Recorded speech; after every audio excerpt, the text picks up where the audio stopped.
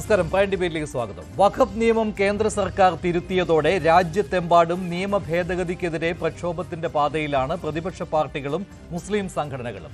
അതേസമയം കേരളത്തിൽ മുനമ്പം പരിഹരിക്കുമോ ഇല്ലയോ എന്ന തർക്കം. നിയമപരമായ പോംവഴിയുണ്ടെന്ന കേന്ദ്രമന്ത്രി കിരൺ റിജിജുവിന്റെ പ്രഖ്യാപനം ഇപ്പോൾ ആയുധമാക്കുകയാണ് UDF-ഉം LDF-ഉം. അതേസമയം ബംഗാളിൽ കാര്യങ്ങൾ കൈവിട്ടു പോകുന്നു.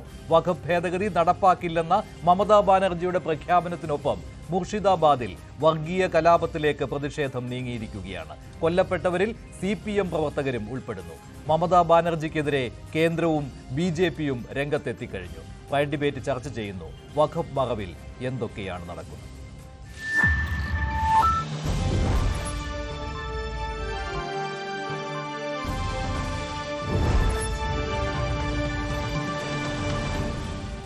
പ്രൈം ഡിബേറ്റിൽ ഹിന്ദു ഐക്യവേദി നേതാവ് ശ്രീ RV ബാബു, കോൺഗ്രസ് നേതാവ് ശ്രീ സേനാപതി വേണു, രാഷ്ട്രീയ നിരീക്ഷകൻ Shri Mohan Varghese, ex Muslim activist Shri Arif Hussain എന്നിവരാണ് ചേരുന്നത്. ആദ്യം ശ്രീ മോഹൻ വർഗീസ്, രണ്ട് വിഷയങ്ങളാണ്. ഒന്ന്, ബംഗാളിലെ കലാപം എന്ന് തന്നെ പറയാം. മുർഷിദാബാദിൽ അങ്ങനെയാണല്ലോ, അതൊരു വർഗീയ കലാപത്തിന്റെ പാതയിലേക്കാണ് നീങ്ങിയിരിക്കുന്നത്. ഇപ്പോൾ സ്ഥിതിഗതികൾ അല്പം ശാന്തമാണെന്ന് പറയാം. പക്ഷേ അതൊരു വലിയ രാഷ്ട്രീയ മുതലെടുപ്പിനുള്ള ശ്രമം നടന്നതിന്റെ ബാക്കി പത്രമാണല്ലോ അവിടെ കാണാനായത്. പിന്നെ രണ്ടാമത്തെ കാര്യം മുനമ്പത്തെ വിഷയമാണ്. മുനമ്പത്ത് നിന്ന് കേന്ദ്രമന്ത്രി കിരൺ റിജിജു നേരിട്ട് എത്തുകയായിരുന്നു. അദ്ദേഹം മുനമ്പത്ത് സമരം ചെയ്യുന്ന ജനതയോട് സംസാരിക്കുകയും ചെയ്തു, ഒരു ഉറപ്പും നൽകിയിട്ടുണ്ട്. പക്ഷേ അദ്ദേഹം വാർത്താ സമ്മേളനത്തിൽ പറഞ്ഞപ്പോൾ ഈ വഖഫ് ഭേദഗതി കൊണ്ട് എന്തെങ്കിലും കാര്യം മുനമ്പത്ത് സംഭവിക്കുമോ ഇല്ലയോ എന്ന തർക്കമായിരുന്നുവല്ലോ. നിയമ ഭേദഗതി കൊണ്ട് നേരിട്ട് ഗുണം കിട്ടില്ല എന്ന രീതിയിൽ തന്നെയാണ് അദ്ദേഹം വാർത്താ സമ്മേളനത്തിൽ കാര്യങ്ങൾ അവതരിപ്പിച്ചത്. നിയമ പോരാട്ടം വേണ്ടി വരും എന്നാണ്. അത് ഇപ്പോഴും തുടരുന്ന കാര്യം തന്നെയാണല്ലോ. അപ്പോൾ ഇതിൽ ഈ രാഷ്ട്രീയ നേട്ടം കൊയ്യുന്നതിന് വേണ്ടിയുള്ള ശ്രമം മറ്റു വഴികളിലേക്ക് തിരിഞ്ഞു പോവുകയാണല്ലോ. ഇവിടെ ശ്രീ മഞ്ജുഷ്, മുനമ്പത്തെ വിഷയവും ബംഗാളിലെ കലാപവും രണ്ടും ചേർത്ത് വായിക്കാനാവുമോ എന്നതാണ് വിഷയം. ഇവിടെ കിരൺ റിജിജുവിൻ്റെ സാന്നിധ്യം ഇന്ന് കേരളത്തിലുണ്ടായിരുന്നു, മുനമ്പത്തുണ്ടായിരുന്നു. താങ്ക് യു മിസ്റ്റർ മോഡി എന്ന രീതിയിലുള്ള ഒരു വലിയ രീതിയിലുള്ള താങ്ക്സ് ഗിവിങ് അറേഞ്ച് ചെയ്തു. അതൊരു പൊളിറ്റിക്കൽ മോട്ടീവാണ്. മുനമ്പത്തെ ജനങ്ങൾക്ക് പ്രത്യേകമായി എന്തെങ്കിലും പ്രയോജനം ഈ നിയമ ഭേദഗതി കൊണ്ട് ഉണ്ടായില്ല എങ്കിൽ യഥാർത്ഥത്തിൽ അതിൻ്റെ പിന്നിൽ മുനമ്പത്തെ ആളുകൾ പ്രത്യേകമായി നന്ദി പറയേണ്ട കാര്യമുണ്ടോ എന്നൊരു ചോദ്യം സ്വാഭാവികമായിട്ടുണ്ടാകാം. അതൊരു വശം, അത് പൊളിറ്റിക്കൽ സൈഡാണ്. രണ്ടാമത്തേത്, ബംഗാളിൽ ഇപ്പോൾ വൈകി വരുന്ന റിപ്പോർട്ടുകൾ അനുസരിച്ച് ബംഗാളിലെ മുർഷിദാബാദ് ജില്ലയിലെ കലാപത്തിന് പിന്നിൽ ബംഗ്ലാദേശിൽ നിന്നും തൽക്കാലത്തേക്ക് വളരെ പെട്ടെന്ന് കടന്നു വന്ന ഏതാനും പേരുടെ കരങ്ങൾ ആരോപിക്കപ്പെടുന്നു. അതുകൊണ്ട് അറസ്റ്റ് ചെയ്യപ്പെട്ട ബംഗാളിൽ മുർഷിദാബാദിൽ അറസ്റ്റ് ചെയ്യപ്പെട്ടവരുടെ വിചാരണ സമയത്താണ്, അല്ലെങ്കിൽ ചോദ്യം ചെയ്യൽ വേളയിൽ വെളിവാകേണ്ട കാര്യമാണ്.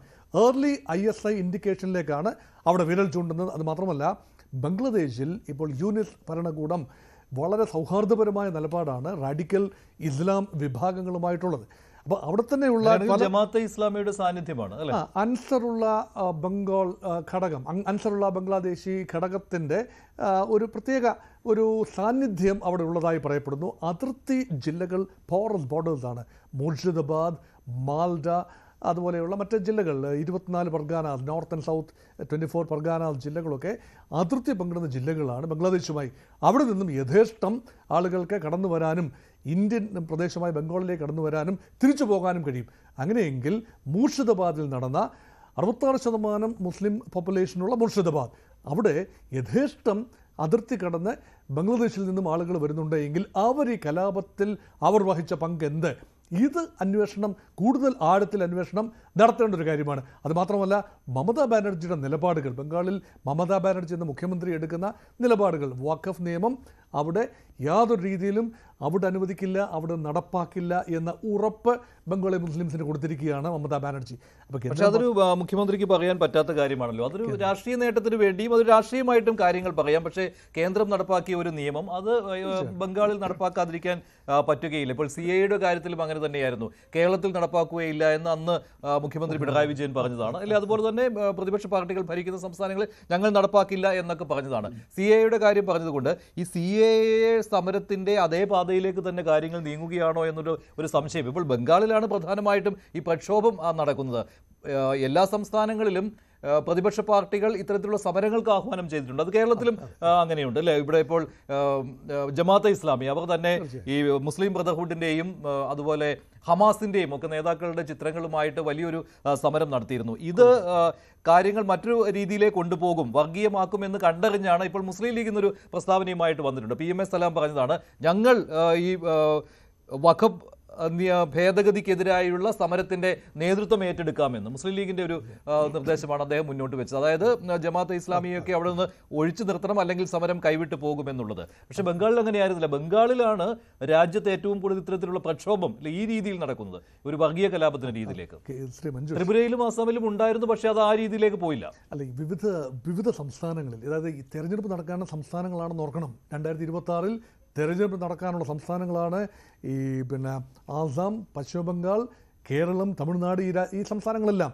അവിടെ എല്ലാം തന്നെ അവിടുത്തെ കേന്ദ്രത്തിൻ്റെ ഭരണകക്ഷിക്കെതിരെ നിൽക്കുന്ന കക്ഷികൾ ചിലപ്പോൾ സംസ്ഥാന ഭരണത്തിലുള്ള കക്ഷികളാണ്. ബംഗാളിലും കേരളത്തിലും തമിഴ്നാട്ടിലും പ്രത്യേകിച്ച് അവിടെ എല്ലാം തന്നെ ഈ വഖഫ് ഭേദഗതിയെ ഒരു വൈകാരിക വിഷയമായി എടുത്തുകൊണ്ട് ന്യൂനപക്ഷങ്ങൾ, പ്രത്യേകിച്ചും ഇസ്ലാമിക ന്യൂനപക്ഷങ്ങളുടെ വോട്ട് ബാങ്ക് പോളിറ്റിക്സിനെ കേന്ദ്രീകരിച്ച് നീക്കങ്ങൾ നടത്തുന്നു. അത് രാഷ്ട്രീയമായി അതിൽ സാങ്കത്യമുണ്ട് താനും. മറുപക്ഷത്തെ ഒരു ഹിന്ദു കൺസോളിഡേഷനുള്ള അവസരം ഭാരതീയ ജനതാ പാർട്ടിയെ നോക്കുന്നു. അതും തികച്ചും സ്വാഭാവികമാണ്. ഇനി ബംഗാളിലേക്ക് തന്നെ വരൂ. ബംഗാളിൻ്റെ ജനസംഖ്യയുടെ ഒരു 20% മാത്രമായിരുന്നു മുസ്ലിം പോപ്പുലേഷൻ 1951 ഒന്നാമത്തെ സെൻസസ് നടക്കുമ്പോൾ. 2011 നടന്ന സെൻസസ് അനുസരിച്ച് മുസ്ലിം ജനസംഖ്യ 27.2% മാറുകയാണ്. ഇപ്പോൾ ലേറ്റസ്റ്റ് കണക്ക് ഇപ്പോൾ നിലവിലില്ല എങ്കിലും പ്രൊജക്റ്റഡ് കണക്കനുസരിച്ച് ഏതാണ്ട് 30% ബംഗാൾ ജനസംഖ്യ, പശ്ചിമ ബംഗാൾ ജനസംഖ്യ ഇസ്ലാമിക് മൈനോറിറ്റിയാണ്. അതിൽ മൂർഷിദാബാദ് ജില്ലയുടെ 66%, ഇപ്പോൾ ഒരുപക്ഷെ 68-69% മുസ്ലിം ജനസംഖ്യയാണ്. അത് ബംഗാളിലെ മുസ്ലിം ഭൂരിപക്ഷ ജില്ലയാണ്. അതുപോലെ അടുത്തുള്ള മാൽഡ ജില്ല, അവിടെ മൂർഷിദാബാദ് ജില്ലയെ കേന്ദ്രീകരിച്ചാണ് ഏറ്റവും അധികം ആക്രമണങ്ങൾ നടന്നിട്ടുള്ളതും. ഏതാണ്ട് 150 പേർക്ക് പരിക്ക് പറ്റി, 3 ജീവനുകളാണ് പൊരിഞ്ഞത്. ഒരു പിതാവ്, 72 വയസ്സുള്ളൊരു പിതാവും 40 വയസ്സുള്ളൊരു പുത്രനും മറ്റൊരു ആളും, 3 പേര് മരിക്കുകയാണ്. ഒരാൾ വെടിയേറ്റും, മറ്റേയാൾ സംഘം മോബ് അറ്റാക്കിലും മരിക്കുകയാണ്. 2 പേര് CPM-ന്റെ പ്രവർത്തകരാണ് അല്ലേ? 2 പേര് CPM-ന്റെ പ്രവർത്തകരാണ്. മാത്രമല്ല CPM അവിടെ വഖഫ് ഭേദഗതിക്കെതിരെ സമരം ചെയ്യുന്ന ആളുകളാണ്. അതായത് ഇപ്പോൾ ഈ ജമാഅത്തെ ഇസ്ലാമിയൊക്കെ സമരം ചെയ്യുന്ന അതേ രീതിയിൽ തന്നെ കോൺഗ്രസും CPM-ഉം തൃണമൂലും എല്ലാവരും സമരം ചെയ്യുകയാണ് അവിടെ. തൃണമൂൽ പിന്നെ ഭരിക്കുന്ന പാർട്ടി ആയതുകൊണ്ട് ഇവരോടൊപ്പം സമരരംഗത്തില്ല അല്ലേ? അങ്ങനെ ബംഗാളിലെ ഇന്ത്യ മുന്നണിയിൽ ഘടകകക്ഷികൾ വിഘടിച്ചു നിൽക്കുകയാണെങ്കിൽ പോലും വഖഫ് വിഷയത്തിൽ തൃണമൂൽ കോൺഗ്രസും CPM-ഉം ഓൺ ദ സെയിം പേജാണ്, ഒരേ നിലപാടാണെങ്കിലും അവിടെ പക്ഷേ CPM എടുത്ത ഒരു സ്റ്റാൻഡ് എന്ന് പറയുന്നത്, CPM-ന്റെ 2 പ്രവർത്തകർ അവിടെ കൊല്ലപ്പെട്ടല്ലോ. അപ്പോൾ CPM അവിടെ എടുത്തിരിക്കുന്ന സ്റ്റാൻഡ് എന്ന് പറയുന്നത് ഇത് BJP തൃണമൂൽ ആക്രമണത്തിലാണ് ഇങ്ങനെയുള്ള അക്രമങ്ങൾ സംഭവിക്കുന്നത് എന്നാണ്. അതൊരു വിചിത്രമായ ഒരു വാദമാണ് അവിടെ ഉന്നയിക്കുന്നത്. കോൺട്രഡിക്ടറി പ്രഷേഴ്സ് ആണ് വരുന്നത്. BJP-യുടെ ഭാഗത്തു നിന്ന് വരുന്ന മിക്ക സജഷൻസും ഇതിനകത്തൊരു ബംഗ്ലാദേശി ബന്ധമുണ്ട് എന്ന രീതിയിലാണ്. അത് മാത്രമല്ല ISIയുടെ പ്രവർത്തനങ്ങൾ അവിടെ ഉണ്ടാകാൻ സാധ്യതയുണ്ട്. അങ്ങനെയെങ്കിൽ അത് ബംഗാൾ ഗവൺമെൻറ്റിൻ്റെ പരാജയമാണ്. മമതാ ബാനർജിയുടെ അപ്പീസ്മെൻറ്റ് പോളിറ്റിക്സിൻ്റെ പ്രകടമായ ഉദാഹരണവും, മമതാ ബാനർജി വേണ്ട സമയത്ത് ജാഗ്രതയോടെ പ്രവർത്തിച്ചില്ല എന്ന ആരോപണം. മറുവശത്ത് ഇങ്ങനെ ഒരു മഞ്ജുഷ് പറഞ്ഞ ഒരു നറേറ്റീവ് വരികയാണ്. ഇവിടെ യഥാർത്ഥ വിഷയം ദിസ് ഇസ് പോളിറ്റിക്സ്. ഇത് വർഗീയത എന്നതിനേക്കാൾ, വംശകലാപം എന്നതിനേക്കാൾ എപ്പോഴും പോളറൈസേഷൻ സാധ്യത. ഉത്തർപ്രദേശിൽ നോക്കൂ, മുസഫർ നഗർ കലാപത്തിന് ശേഷമുണ്ടായ തെരഞ്ഞെടുപ്പ്. ഈ ഗുജറാത്തിൽ നോക്കൂ, ഗുജറാത്തിലെ വലിയ തോതിലുള്ള കലാപത്തിന് ശേഷം നടന്ന തെരഞ്ഞെടുപ്പ്. ഇവിടെ എല്ലാം തന്നെ ഭൂരിപക്ഷ സമുദായങ്ങൾ നേട്ടമുണ്ടാക്കി. അതതിൻ്റെ പൊളിറ്റിക്കൽ സൈഡാണ്. പക്ഷേ ഇതിന് വഖഫ് എന്ന വിഷയം ഇന്ത്യ ഒട്ടാകെ ചിതറി നിൽക്കുന്ന ന്യൂനപക്ഷങ്ങളെ ഒരുമിപ്പിക്കാനും രാഷ്ട്രീയമായി സംഘടിപ്പിക്കാനുമാണ് എങ്കിൽ there is A possibility of A majority consolidation on the other side. അത് ആർക്കാണ് ബെനിഫിറ്റ് നൽകുക എന്നതാണ് ഇവിടുത്തെ ചോദ്യം. ശരി, അത് കേരളത്തിലേക്ക് വരുമ്പോഴാണെങ്കിൽ മുനമ്പത്ത് ഈ പ്രശ്നം പരിഹരിക്കാൻ കഴിഞ്ഞാൽ ഈ ക്രിസ്ത്യൻ കമ്മ്യൂണിറ്റിയുടെ ഒരു പിന്തുണ കൂടി ഉറപ്പിക്കുവാനായിട്ട് അവിടെ ഒരു സംശയം BJP കഴിയുമെന്നാണ്. പക്ഷേ അവിടെയാണ് അതൊരു തർക്ക വിഷയമായിട്ട് ഇപ്പോൾ പറയുന്നത്. ലേറ്റസ്റ്റ് ആയിട്ട് അത് എനിക്ക് തോന്നുന്ന ഇന്നത്തെ ദിവസത്തെ ഒരു പ്രത്യേകതയാണ്. ഈ പാർലമെന്ററി കാര്യമന്ത്രി അല്ലെങ്കിൽ ന്യൂനപക്ഷത്തിന് ചുമതലയുള്ള കിരൺ റിജ്ജു എന്ന മന്ത്രി പറയുകയാണ്, കേരളത്തിൽ വന്ന് പറയുകയാണ് ഒരുപക്ഷെ നിയമഭേദഗതി നടന്നിരിക്കാം, പക്ഷേ അതുകൊണ്ട് മുനമ്പത്തെ വിഷയത്തിന് ശാശ്വത പരിഹാരമായി എന്നർത്ഥമില്ല എന്ന് പറയുമ്പോൾ ഒരുപാട് കൺഫ്യൂഷൻ നിയമ നടപടികളുമായിട്ട് മുന്നോട്ട് കേരള പോകേണ്ടി സംസ്ഥാന വരും. സർക്കാർ പോകണമെന്നാണ് പറയുന്നത്. അങ്ങനെ ഒരു വാതിൽ തുറന്നിട്ടിരിക്കുന്നു എന്ന രീതിയിലാണ്. പക്ഷെ അങ്ങനെ വരുമ്പോൾ ഓൾറെഡി നിയമ പോരാട്ടം നടക്കുന്നതാണല്ലോ, ഉടനടി പരിഹാരം വരുന്നില്ലല്ലോ എന്നുള്ള എതിർവാദം സ്വാഭാവികമായിട്ടും ഉണ്ടാകും. ആ നിയമ ഭേദഗതിയിൽ നേരിട്ട് മുനമ്പത്തെ പ്രശ്നം പരിഹരിക്കുവാനുള്ള ഒന്നുമില്ലല്ലോ എന്ന ചോദ്യം ഉയരും. അതിനുള്ള മറുപടി വരും ദിവസങ്ങളിൽ കിട്ടേണ്ടിയിരിക്കുന്നു. ശ്രീ സേനാപതി വേണു, ബംഗാളിൽ കോൺഗ്രസും വഖഫ് നിയമ ഭേദഗതിക്കെതിരെ സമരം ചെയ്യുന്നവരാണ്. പക്ഷേ അവിടെ ഇപ്പോൾ ഈ കലാപത്തിന് കാരണം വഖഫ് ഭേദഗതിക്കെതിരെ സമരം ചെയ്യുന്ന ആളുകളാണ് എന്നാണല്ലോ കാര്യങ്ങൾ. ആ രീതിയിലാണല്ലോ പോകുന്നത്. അതൊരു വർഗീയ കലാപത്തിന്റെ ഒരു സ്വഭാവം ഉണ്ടാക്കിയിരിക്കുകയാണ്. അപ്പോൾ കോൺഗ്രസും അവിടെ പ്രതിരോധത്തിലാകുന്നുണ്ടല്ലോ. അല്ല, ഇവിടെ മഞ്ജുഷ, നമ്മൾ ഈ ബംഗാളിലെ കാര്യത്തെ കുറച്ചുകൂടി അതിനെ ഒരു ആഴത്തിൽ നമ്മൾ പഠനം നടത്തേണ്ടതായിട്ടുണ്ട്. ഞാൻ ഇന്ന് ഒരു ദേശീയ ചാനലിന്റെ ഇത് സംബന്ധിച്ചുള്ള ഡിബേറ്റ് കണ്ടിട്ട് ഞാൻ ഇറങ്ങി വരികയാണ്. അപ്പോൾ അതിനകത്ത് കാണിച്ചിരിക്കുന്ന ചിത്രങ്ങൾ വളരെ ഭയാനകമാണ്. അവിടെ ഈ വഖഫ് എന്ന ഒരു ഇഷ്യൂവിൽ നിന്ന് മാറിയതിനു ശേഷം ഇവിടെ മോഹൻ വർഗീസ് സാർ സൂചിപ്പിച്ചതുപോലെ അത് സമ്പൂർണമായ ഒരു വർഗീയ കലാപത്തിലേക്ക് നീങ്ങിയിരിക്കുന്നു എന്നുള്ളതാണ് നമ്മളെ ഭയപ്പെടുത്തുന്നത്. ചില ഗ്രാമങ്ങളിൽ നിന്ന് സമ്പൂർണമായി ആളുകൾ ഒഴിഞ്ഞു പോകുന്ന ഒരു വലിയ വള്ളമുണ്ടല്ലോ, വട്ടത്തിൽ കെട്ടിയിരിക്കുന്ന വള്ളത്തിന്റെ അകത്ത് ആ മറുകര തേടി പോകുന്ന ഒരു വലിയ കാഴ്ചയാണ് ദേശീയ ചാനൽ. നമ്മുടെ മലയാളം ചാനലുകൾ അത്രയും വന്നിട്ടില്ല. അപ്പോ അത് ഞാനതിനകത്ത് ഭയപ്പെടുന്നത് എന്തെന്ന് ചോദിച്ചാൽ, മോഹൻ വർഗീസ് സാർ പറഞ്ഞ ഒറ്റ കാര്യം തന്നെയാണ്. ഇതിനകത്ത് ഒരു വലിയ പോളറൈസേഷൻ ചിലർ ആഗ്രഹിക്കുന്നു, വർഗീയ പോളറൈസേഷൻ. ആ വർഗീയ പോളറൈസേഷന്റെ ഗുണഭോക്താക്കൾ ആര് എന്നുള്ളതാണ് അടിയന്തരമായിട്ട് ഇവിടെ കണ്ടെത്തേണ്ടത്. ഇവിടെ വഖഫിനെതിരെ സമരം ചെയ്യുന്നത്, നിയമപരമായിട്ട് സമരം ചെയ്യാൻ കോൺഗ്രസും ഇന്ത്യയിലെ പ്രതിപക്ഷ പാർട്ടികൾ എല്ലാവരും ഉണ്ട്. CAA വന്നു കഴിഞ്ഞപ്പോഴും സമരരംഗത്തുണ്ടായിരുന്നു. പക്ഷേ CAAയുടെ സമരം നമുക്കറിയാം, ഡൽഹിയിലെ ഷാഹൻ ബാഗിലൊക്കെ എത്രയോ ദിവസങ്ങൾ നീണ്ടുനിന്ന സമരമാണ്. ഒരിടത്തും കലാപത്തിലേക്ക് പോയില്ല. ഇത് കഴിഞ്ഞ 2-3 ദിവസം ഇല്ലെങ്കിൽ ഒരാഴ്ചയായി ഒരു വലിയ കലാപത്തിലേക്ക് ഇതങ്ങ് പോകുന്നു. ആ കലാപം ഇവിടെ CPM-ന്റെ 3 ആളുകൾ മരിച്ചു എന്ന്, CPM ആയതുകൊണ്ടൊന്നും കൊല ചെയ്യപ്പെട്ടതല്ല. അവരൊരു പ്രത്യേക മതവിഭാഗത്തിൽപ്പെട്ടതായതുകൊണ്ട് അവരെ അടിച്ചോടിക്കുക അല്ലെങ്കിൽ അവരെ കൊല ചെയ്യുക എന്നുള്ള ഒരു നിലയിലേക്ക് വന്നിരിക്കുന്നു. പക്ഷെ അവിടെ CPM-ഉം അവിടെ വഖഫ് നിയമ ഭേദഗതിക്കെതിരെയാണ്. ഈ പ്രക്ഷോഭം നടത്തുന്നവരും വഖഫ് നിയമ ഭേദഗതിക്കെതിരെയാണ്. അപ്പോൾ അത് സ്വാഭാവികമായിട്ടും CPM-കാരൻ അതിന്റെ ശത്രുപക്ഷത്തല്ലല്ലോ. ഈ വഖഫ് നിയമ ഭേദഗതിക്ക് അനുകൂലമായിട്ട് നിൽക്കുന്നവരാണ് CPM. അപ്പൊ അവരെ ആക്രമിക്കുന്നത്. അപ്പൊ ഈ ആക്രമണത്തിന് ഞാൻ ഒന്ന് ഇടപെടുകയാണ് ശ്രീ സേനാപതി വേണു. ഇപ്പോൾ മുനമ്പത്ത് നിന്നുള്ള ഒരു ബൈറ്റ് വന്നിട്ടുണ്ട്. അതവിടെ സമരസമിതിയുടെ ഒരു നിലപാടാണ്. അതിലേക്കൊന്ന് പോയതിനു ശേഷം മടങ്ങിയെത്താം.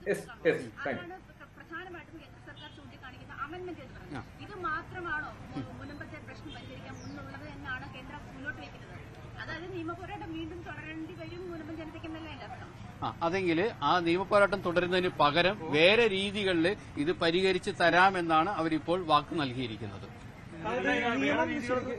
ഏറ്റവും പ്രധാനപ്പെട്ട ചോദ്യം എന്ന് പറയുന്നത് ഫാദർ, അതായത് ഈ നിയമ ഭേദഗതി കൊണ്ട് നിങ്ങൾക്ക് ഗുണമുണ്ടോ ഇല്ലയോ എന്നുള്ളതാണ് ഒരു പ്രധാനപ്പെട്ട ചോദ്യം. ആ ഗുണമുണ്ടെന്ന് ഇപ്പൊ നിങ്ങൾ വിശ്വസിക്കുന്നുണ്ടോ? നിങ്ങൾക്ക് അത് ബോധ്യപ്പെട്ടിട്ടുണ്ടോ? അതോ ഇനിയും കാത്തിരിക്കാനാണോ നിങ്ങൾ? അതായത് സർക്കാരിന്റെ മറുപടി വരെ കാത്തിരിക്കുകയാണോ? അതുവരെ ഇപ്പോഴും പൂർണ്ണമായിട്ട് ഉറപ്പില്ല എന്ന് തന്നെയാണ് അതിന്റെ അർത്ഥം. അതെങ്കിൽ ഞങ്ങളുടെ അവസ്ഥ കാത്തിരിപ്പ് തന്നെയാണ്.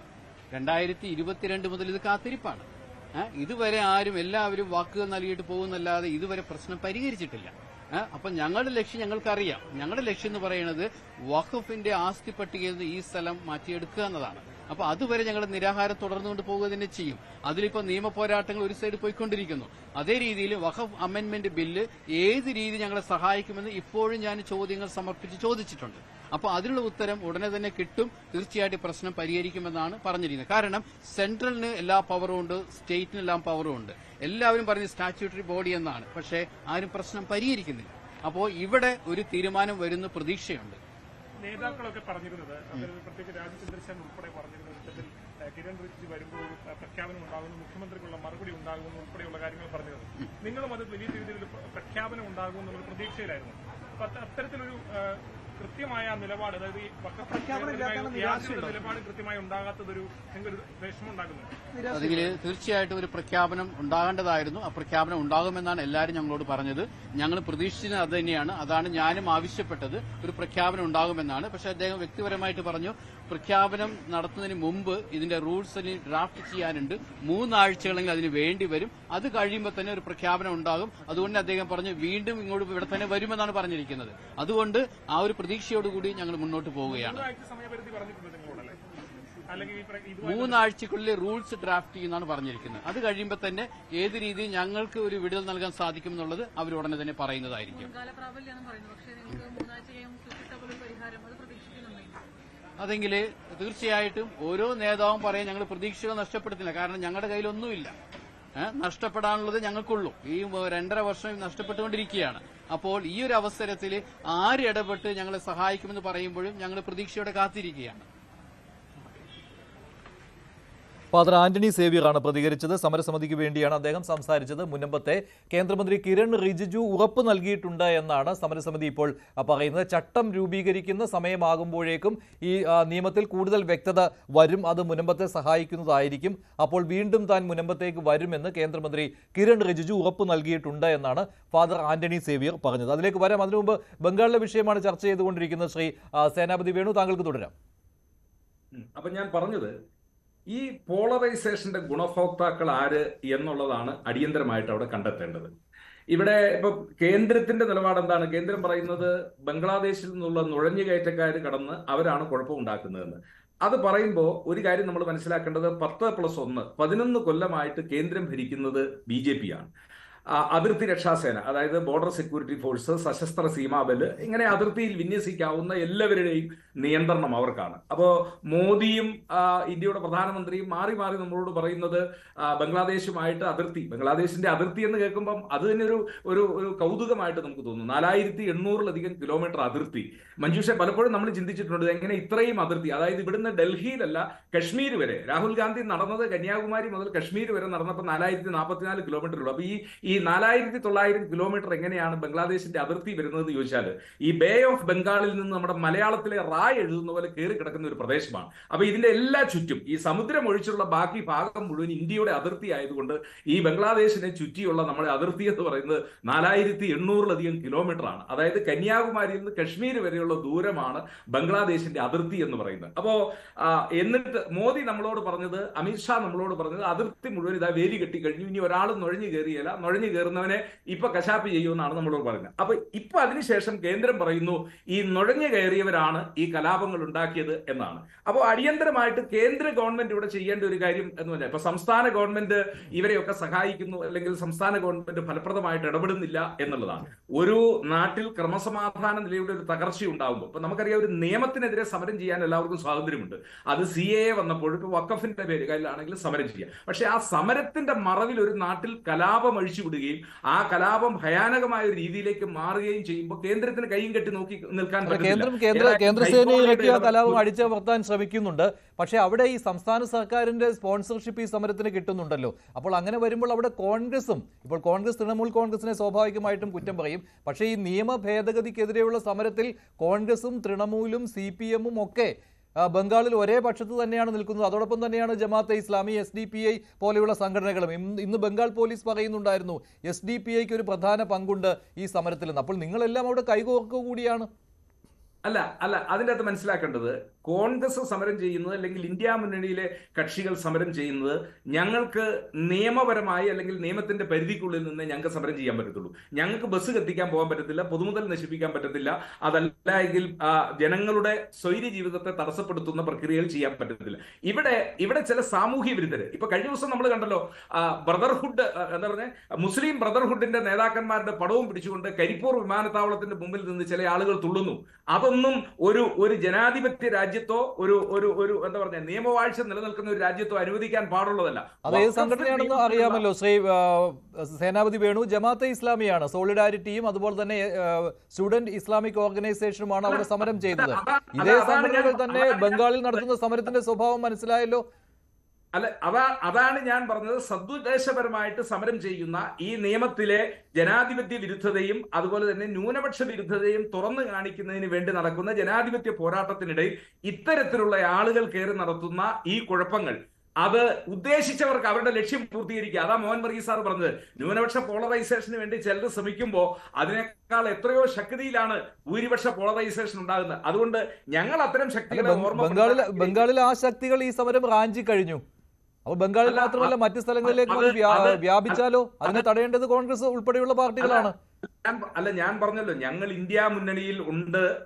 പക്ഷെ ബംഗാളിൽ ഞങ്ങൾ ഭരണത്തിന്റെ ഭാഗമായിട്ടല്ലല്ലോ. അവർക്ക് അബ്സല്യൂട്ട് മെജോറിറ്റി ഉണ്ട്, വേറൊരു കക്ഷിയെ അവർ അടുപ്പിക്കുന്നില്ല. ഇന്ത്യ മുന്നണി എന്ന് പറയുന്നത് തെരഞ്ഞെടുപ്പ് സഖ്യം മാത്രമാണ്. ബംഗാളിൽ ഞങ്ങൾക്ക് അവർക്ക് മേലൊരു സ്വാധീനം ചെലുത്താൻ കഴിയില്ല. തന്നെയുമല്ല, 77 മുതൽ ഞങ്ങൾ ബംഗാളിൽ കഴിഞ്ഞ 35 കൊല്ലമായി ഭരണത്തിന് പുറത്താണ്. 2011 അവിടെ ഒരു ഭരണമാറ്റം ഉണ്ടായത്. അപ്പോ അധികാരത്തിന്റെ ഒരു ശ്രേണിയിലും ഞങ്ങളില്ല. ഞങ്ങളുടെ രാഷ്ട്രീയ സാന്നിധ്യത്തിന്റെ ആ പിന്തുണ കൊണ്ട്, അല്ലെങ്കിൽ ജനങ്ങളുടെ ഇടയിൽ ഉള്ളത് കൊണ്ട്, ഞങ്ങൾ ഈ വഖഫ് നിയമത്തിനെതിരെയുള്ള ഇതിനകത്തെ ജനാധിപത്യ വിരുദ്ധത്തിനെതിരെ സമരം ചെയ്യുന്നു. നിശ്ചയമായും ഈ ആ കലാപങ്ങൾ ഒരിക്കലും അത് ഉണ്ടാകാൻ പാടുള്ളതല്ല.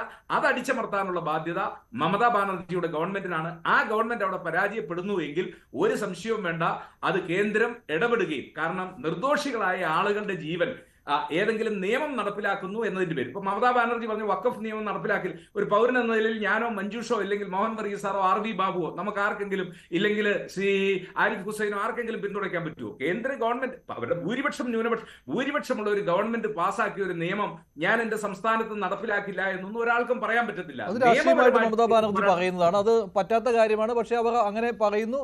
ആ സമയത്ത് തന്നെയാണ് അവിടെ കലാപം നടന്നതും. ശ്രീ ആരിഫ് ഹുസൈൻ, ബംഗാളിൽ മാത്രമാണ് ഇതൊരു കലാപത്തിന്റെ രൂപത്തിലേക്ക് മാറിയത്. മറ്റു സ്ഥലങ്ങളിലും സമരം നടക്കുന്നുണ്ട്. പക്ഷെ എന്തുകൊണ്ട് ബംഗാളിൽ ഇത് സംഭവിക്കുന്നു? മുർഷിദാബാദിൽ നമ്മളിവിടെ ഇത് സംസാരിക്കുന്നത്, നമ്മൾ കേരളത്തിൽ ഇരുന്നിട്ട് നമ്മൾ ജസ്റ്റ് എസ്കേപ്ഡ് എന്നൊക്കെ പറയുന്ന ഒരു പൊസിഷനിൽ ഇരുന്നിട്ടാണ് ഇത് നമ്മൾ സംസാരിച്ചുകൊണ്ടിരിക്കുന്നത്.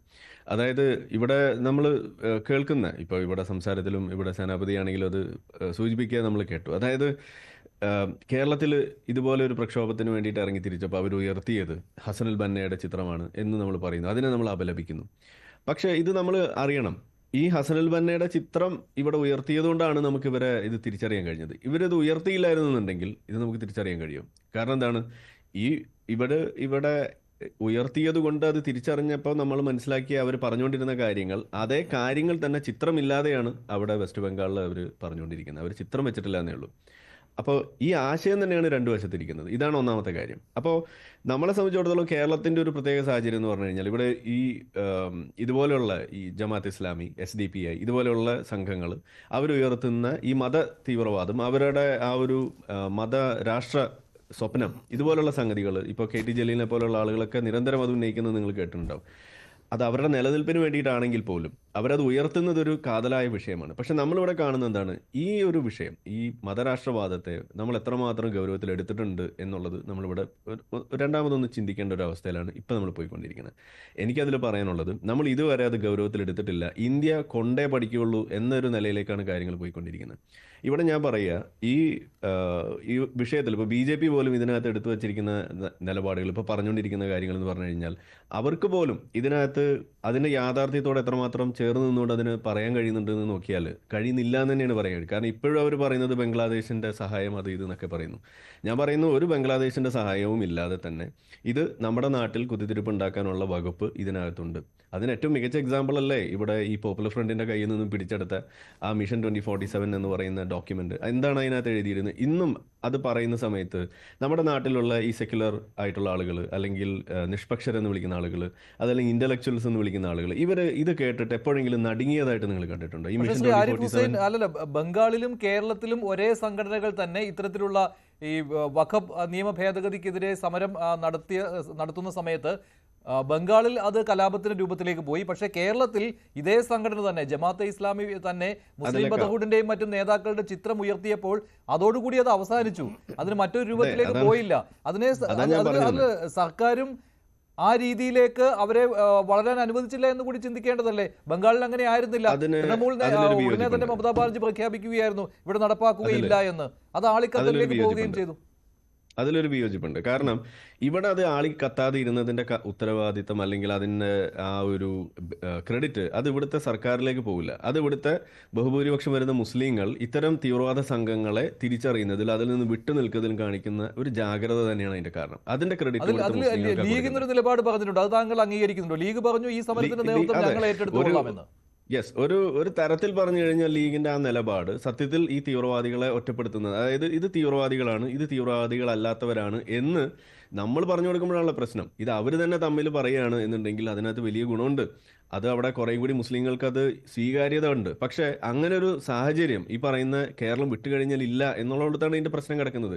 സംഗതി ഇപ്പോൾ എന്നെ സംബന്ധിച്ചിടത്തോളം ഈ മുസ്ലിം ലീഗ് എന്നുള്ള പേരിട്ടുകൊണ്ട് അവരുടെ ഒരു പ്രത്യേകമായ ഒരു ഈ മത ഐഡന്റിറ്റി വെച്ചുകൊണ്ട് നടത്തുന്ന രാഷ്ട്രീയത്തിനോട് എനിക്ക് യോജിപ്പില്ല. പക്ഷേ ഇന്ത്യൻ കോണ്ടെക്സ്റ്റിലേക്ക് ഇപ്പോൾ നമ്മൾ ഇതൊക്കെ വെച്ച് കണക്ട് ചെയ്ത് നോക്കുമ്പോൾ ഒരു ചെറിയൊരു ഒരു ബെനിഫിറ്റ് നമ്മൾ അതിനു വേണ്ടി കൊടുക്കുകയാണെങ്കിൽ തന്നെ അതിൻ്റെ ഒരു പ്രശ്നം ഇങ്ങനെയുള്ള ചില കാര്യങ്ങളിൽ അവർക്ക് പരിഹരിക്കാൻ കഴിയുന്നുണ്ട് എന്നുള്ളത് നമുക്ക് അംഗീകരിച്ചു കൊടുക്കേണ്ടി വരും. അതുമാത്രമല്ല, അവരുടെ മേലെ എപ്പോഴും ഒരു ഡെമോക്രസിയുടെയും ഒരു സെക്യുലറിസത്തിൻ്റെയും ഒരു പ്രഷർ ഉണ്ടെന്ന് മാത്രമല്ല, ബാക്കിയുള്ള ഇസ്ലാമിക ഈ ജനാധിപത്യം അതുപോലെ മതേതര സംവിധാനങ്ങളെ അവമതിക്കുകയും അതിന് വിരുദ്ധരാണെന്ന് പറയുകയും മതരാഷ്ട്രവാദമാണ് തങ്ങളുടെ ലക്ഷ്യമെന്ന് പറഞ്ഞും ഒളിഞ്ഞും ഒക്കെ പറഞ്ഞും പറയാതെയൊക്കെ ഇതുപോലെ ആളുകളെ പറ്റിച്ചുകൊണ്ടിരിക്കുന്ന ജമാഅത്ത് ഇസ്ലാമിയുടെ മുന്നിൽ അവിടെ എഴുന്നേറ്റ് നിന്നുകൊണ്ട് ഞങ്ങൾക്ക് വേണ്ടത് ജനാധിപത്യമാണ്, ഞങ്ങൾക്ക് വേണ്ടത് സെക്യുലറിസമാണ് എന്ന് പറയാൻ മുസ്ലിങ്ങളുടെ ഭാഗത്തു നിന്ന് തന്നെ ഇതേപോലെ ഒരു സംഘടന ഉള്ളത് ഒരു കണക്കിന് നല്ലതാണ്, നമ്മൾ സമ്മതിക്കേണ്ടതായിട്ട് വരും. ഇതാണ് ഇവിടെ അതിൽ നമുക്ക് പറയാനുള്ളത്. പക്ഷെ അപ്പോഴും അവരുടെ ഐഡന്റിറ്റി പൊളിറ്റിക്സ് വെച്ചുകൊണ്ട് നടത്തുന്ന ബാർഗെയിനിങ് അത് ബാക്കി സമുദായങ്ങൾക്ക് വളരെ ദോഷകരമായിട്ടൊരു പ്രചോദനം കൊടുക്കുന്ന സാധനമാണ്. അതിനോട് നമുക്ക് യോജിക്കാൻ കഴിയില്ല. അപ്പൊ അത് വേറെ ഒരു വിഷയമായിട്ട് നമുക്ക് ചർച്ച ചെയ്യാം. മറ്റൊരു കാര്യം കൂടി സംഭവിക്കുന്നുണ്ട്. BJP ഇതിൽ രാഷ്ട്രീയ നേട്ടം ഉണ്ടാക്കാൻ ശ്രമിക്കുന്നുണ്ട്. അതിന് ഉത്തമ ഉദാഹരണമാണല്ലോ മുനമ്പം. പക്ഷേ അവിടെ BJPക്ക് വാക്ക് പാലിക്കാൻ പറ്റാത്ത ഒരു സാഹചര്യം പോലും ഇന്ന് വന്നിട്ടുണ്ടല്ലോ. ഇപ്പോൾ കേന്ദ്രമന്ത്രി കിരൺ റിജിജുവിന് കൃത്യമായിട്ട് ഒരു ഉറപ്പ് മുനമ്പത്ത് വന്ന് നൽകുവാൻ സാധിക്കുന്നില്ല. ഇപ്പോൾ സമരസമിതി തന്നെ ആ കൺഫ്യൂഷനിലായി മാറിയിരിക്കുകയാണ്. ഇപ്പോൾ ഞാൻ ആ വർത്തമാനം ഞാൻ നേരിട്ട് കേട്ടിട്ടില്ല. പക്ഷേ ഇതിൽ അത്ര വലിയ ഒരു സംഭവം ഉണ്ടെന്ന് എനിക്ക് തോന്നുന്നില്ല. കാരണം എന്താണെന്ന് പറഞ്ഞു കഴിഞ്ഞാൽ ഇത് തുടക്കം മുതൽ തന്നെ സംസാരിക്കുന്ന ഒരു വിഷയമാണ്. ഇതിനകത്ത് എന്താണ് സംശയം എന്നുള്ളത് ഇപ്പോഴും എനിക്ക് പിടികിട്ടുന്നില്ല. പക്ഷേ ഞാൻ പറയാ, അമെൻമെന്റിന്റെ ഡയറക്റ്റ് അപ്ലിക്കേഷൻ കൊണ്ടല്ല ഇതിനകത്ത് ഒരു പരിഹാരം ഉണ്ടാകാൻ പോകുന്നത്. ഒന്നാമത്തെ കാര്യം അത് ഇതിനകത്തുള്ള ചില വകുപ്പുകൾ, പ്രത്യേകിച്ച് സെക്ഷൻ 2A, അത് ഇവിടെ പറയുന്നത് പ്രകാരം ഫാറൂഖ് കോളേജ് എന്ന് പറയുന്ന ആ ഒരു ബോഡി അവർ എന്താണ്, അവരുടെ എൻറ്റിറ്റിയുടെ സ്വഭാവം എന്താണ് എന്നുള്ളത് അവിടെ ഒരിക്കൽ വരികയും അവരിൽ നിന്നും വാങ്ങിച്ച ഭൂമി എന്നുള്ള നിലയ്ക്ക് വരുമ്പോൾ സ്വാഭാവികമായിട്ടും ഈ സെക്ഷൻ 2A പ്രകാരം ഇതിനകത്തൊരു എക്സംഷൻ അത് ഈ പറയുന്ന ഭൂമിക്ക് ലഭിക്കും. ഇതാണ് ഒന്നാമത്തെ കാര്യം. പിന്നെ ഒരു അഡ്വേഴ്സ് പൊസിഷൻ എന്നുള്ള രീതിയിൽ ഇതിനകത്ത് മറ്റു ചില വകുപ്പുകളും കൂടി ചേരുമ്പോൾ ഇത് കോടതിയിൽ പോയി ഫൈറ്റ് ചെയ്ത് ഇവർക്ക് കോടതി ഉത്തരവിന്റെ അടിസ്ഥാനത്തിൽ ഇവർക്ക് ഇതിൽ നിന്ന് വിടുതൽ നേടാൻ കഴിയും. കേന്ദ്രമന്ത്രി ഇന്ന് പറഞ്ഞില്ല. അതാണ് ഒരു കൺഫ്യൂഷൻ ഉണ്ടാക്കിയിരിക്കുന്നത്. ഇത് നേരത്തെ കോടതിയിൽ പോയി ഫൈറ്റ് ചെയ്ത് വിജയിക്കാം എന്നുള്ളതാണ്. അപ്പോൾ ആ ഡയറക്റ്റ് ആപ്ലിക്കേഷൻ അവിടെ ഇല്ല. അല്ല, ഇത് ഇത്രയും ആലോചിച്ചാൽ പോരെ. ഇങ്ങനെ ഇതിനകത്ത് ഇത് പരിഹരിക്കാനുള്ള ഒരു കോൺഫിഡൻസ് ഇതിനകത്ത് ഇല്ല എന്ന് ഈ മന്ത്രിക്ക് ഉണ്ടായിരുന്നുണ്ടെങ്കിൽ മന്ത്രി ഈ ഏഴേലത്തേക്ക് വരുമോ? ഇത്രയും കൂടി ആലോചിച്ചാൽ പോരെ. അപ്പോൾ ഇതിനകത്ത് വകുപ്പുകൾ ഉണ്ടെന്ന് ഇത് നേരത്തെ പറഞ്ഞതാണ് എന്നുള്ളത് ഒരു വശത്തുണ്ട്. ഒന്നാമത്തെ കാര്യം ഇതാണ്. ഞാനിപ്പോൾ നമ്മളിത് പറയുമ്പോൾ ഇത് പറയണമല്ലോ. കാരണം ഇത് തെറ്റായ രീതിയിൽ ഇതിനെ ഒരു ഭീതി വ്യാപാരത്തിന് വേണ്ടി ഉപയോഗിക്കുകയും അതുപോലെ തന്നെ ആ ആളുകളെ പറ്റിക്കുന്ന ആളുകൾ ഇതിപ്പോൾ ഉന്നയിച്ചുകൊണ്ട് ഇത് നിങ്ങൾ അങ്ങനെ സന്തോഷിക്കേണ്ടെന്നൊക്കെ പറയുമ്പോൾ എനിക്ക് അവിടെ ഉന്നയിക്കാനുള്ള ചോദ്യം ഇതല്ല. നിങ്ങൾ പറയുന്നു ഈ അമെൻമെന്റ് കൊണ്ട് ഇതിനകത്ത് പരിഹാരം ഉണ്ടാവില്ല എന്ന്. എന്നാൽ നിങ്ങൾ പറയൂ, ഈ ഉണ്ടാവില്ല എന്ന് പറയുന്ന ആളുകൾ പറയൂ, നിങ്ങളുടെ കയ്യിൽ എന്താ ഉള്ളത് പരിഹരിക്കാൻ? നിങ്ങളുടെ കയ്യിലുണ്ടെങ്കിൽ നുണകളുടെ ഒരു പ്രചാരണം നടക്കുന്നുണ്ട്. ഇപ്പോൾ CAA കാര്യത്തിൽ വന്നപ്പോഴും ഇങ്ങനെ തന്നെയാണ് സംഭവിച്ചത്. ഇപ്പോൾ മുസ്ലിങ്ങളുടെ എല്ലാം പൗരത്വം നഷ്ടപ്പെടും എന്നുള്ള ഒരു വലിയ പ്രചാരണം ഉണ്ടായിരുന്നു. 2 വർഷമായി CAA നടപ്പിലാക്കിയിട്ടുണ്ട്. ഏതെങ്കിലും മുസ്ലിം വിഭാഗത്തിലെ ഒരാളുടെ പൗരത്വം നഷ്ടപ്പെട്ടിട്ടുണ്ടോ എന്ന ചോദ്യത്തിന് ഒരു മറുപടിയും നൽകാൻ നിങ്ങൾക്ക് സാധിക്കുകയില്ല. നോ എന്നേ പറയാൻ പറ്റുകയുള്ളൂ. അത് നിങ്ങൾ പറയുകയുമില്ല. അതുപോലെ തന്നെ ഇപ്പോൾ ഈ വഖഫ് ഭേദഗതിയുടെ കാര്യത്തിലും ഈ രീതിയിലുള്ള പ്രചാരണം നടക്കുന്നത് ഇത്തരത്തിലുള്ള പ്രക്ഷോഭങ്ങളിലേക്കും കാര്യങ്ങൾ കൊണ്ടുവന്നെത്തിക്കും, അവിടെ തെറ്റിദ്ധാരണ ഉണ്ടാക്കുന്നു. ഇവിടെ പക്ഷേ കേരളത്തിൽ അങ്ങനെ ഒരു ശ്രമം നടന്നത് ഈ മുസ്ലിം ബ്രദർഹുഡിൻ്റെയൊക്കെ ചിത്രങ്ങൾ ഉയർത്തി അതൊരു പ്രക്ഷോഭത്തിലേക്ക് കൊണ്ടുവരുവാനായിട്ട് ജമാഅത്തെ ഇസ്ലാമിയെ പോലെയുള്ള സംഘടനകൾ നോക്കി. പക്ഷേ അത് ഫലം കാണാത്തതിൻ്റെ കാരണം ആരിഫ് ഹുസൈൻ ഇവിടെ പറഞ്ഞു. അത് ലീഗും അഭിനന്ദനം അർഹിക്കുന്നുണ്ട്. ആ രീതിയിൽ സമരം കൊണ്ടുപോകുവാൻ ലീഗും ആഗ്രഹിക്കുന്നില്ല. അത് അഭിനന്ദനം അർഹിക്കുന്ന ഒരു കാര്യം തന്നെയാണ്. പക്ഷേ ഈ നുണകളുടെ ഒരു പ്രചാരണം നടക്കുന്നുണ്ടല്ലോ. പിന്നെ കിരൺ റിജിജുവിൻ്റെ കാര്യം, റിജിജു മുനമ്പത്ത് വരില്ലായിരുന്നു ഇത് പരിഹരിക്കാൻ പറ്റില്ലായിരുന്നുവെങ്കിൽ. പക്ഷേ ഇന്ന് VD സതീശൻ പറഞ്ഞത് നുണകളുടെ ചീട്ടുകൊട്ടാരം തകർന്നു വീഴുന്നു എന്നാണ്.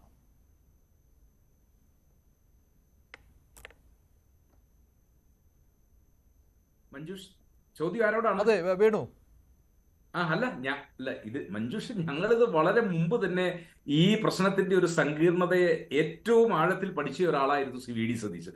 അതുകൊണ്ട് തന്നെയാണ് അദ്ദേഹം പറഞ്ഞത് ഇത് സംസ്ഥാന ഗവൺമെന്റിന് 10 മിനിറ്റ് കൊണ്ട് പരിഹരിക്കാൻ പറ്റുന്ന ഒരു കാര്യമാണ്. കാരണം ഈ വഖഫ് ബോർഡിലെ അംഗങ്ങൾ ആരൊക്കെയാണ്? അവരെ നിയമിച്ചിരിക്കുന്നത് സംസ്ഥാന സർക്കാരാണ്. അവർ കടുംപിടുത്തം ഉപേക്ഷിച്ചുകൊണ്ട് ഇത് മുനമ്പത്തെ ഭൂമി അവിടുത്തെ ആളുകളുടേതെന്നുള്ള ഒരൊറ്റ പ്രഖ്യാപനം ഈ ബോർഡ് നടത്തി കഴിഞ്ഞാൽ വിത്തിൻ 10 മിനിറ്റ്സ് തീരുന്ന ഒരു പ്രശ്നമേ ഉള്ളൂ. ഈ നിയമവഴിയിലൂടെ ഇത് വന്നു കഴിഞ്ഞാൽ നമുക്കറിയാം സിവിൽ കേസിന്റെ ഒരു രൂപത്തിലേക്ക് പോകുമ്പോൾ ഇപ്പോ കേന്ദ്രമന്ത്രി പറഞ്ഞത് എന്താണ്?